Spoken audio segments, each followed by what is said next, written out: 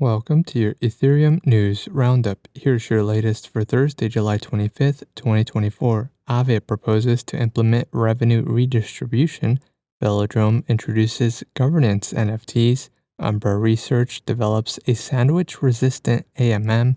And the U.S. Senate reintroduces the Virtual Currency Tax Fairness Act.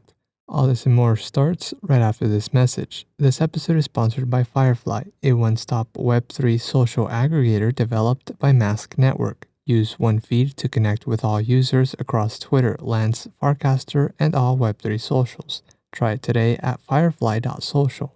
Aave published a proposal for implementing the Umbrella Safety Module, an upgrade to the Aave Safety Module that introduces revenue redistribution. The Aave Safety Module provides stakers with rewards in exchange for providing bad debt coverage protection. Umbrella will replace the current Safety Module, aiming to segregate bad debt coverage, eliminate reliance on secondary market liquidity, and activate slippage-free debt burn coverage. Instead of using staked Go or staked Aave tokens, Umbrella will utilize Aave v3a tokens for staking and slashing. The rewards will also be in their respective A tokens, financed by the local reserve factor collection.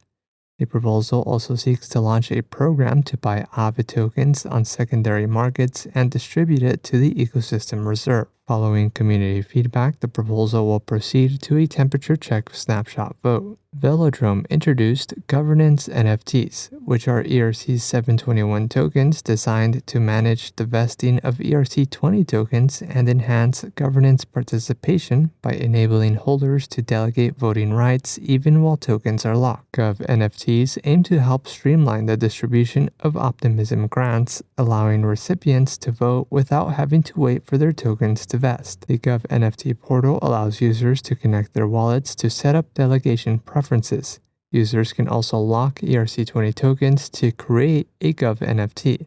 The recipient can then claim the tokens as they become available. Velodrome has already distributed OP tokens as Gov NFTs to incentivize active governance participation. Blockchain research company Umbra Research developed a concept for a sandwich-resistant AMM or SRAMM as an application layer solution to combat MEV attacks. In a typical sandwich attack, an attacker front-runs a user's order by purchasing the asset first, allows the victim to trade to execute at the inflated price, and then profits by backrunning the transaction with a sale. The sandwich-resistant AMM design ensures that no swaps execute at a price better than the starting price at the beginning of a trading slot.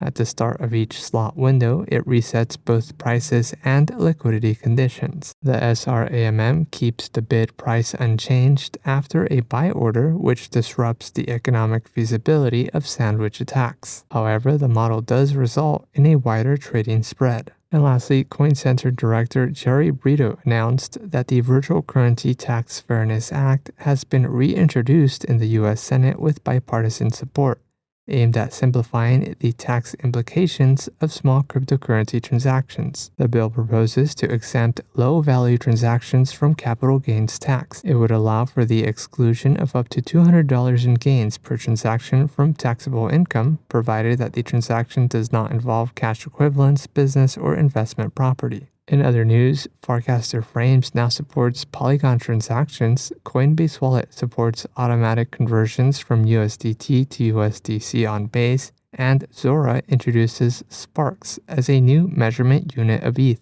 This has been a roundup of today's top news stories in Ethereum. You can support this podcast by subscribing and following us on X at ETH Daily. Also subscribe to our newsletter at ethdaily.io. Thanks for listening. We'll see you tomorrow.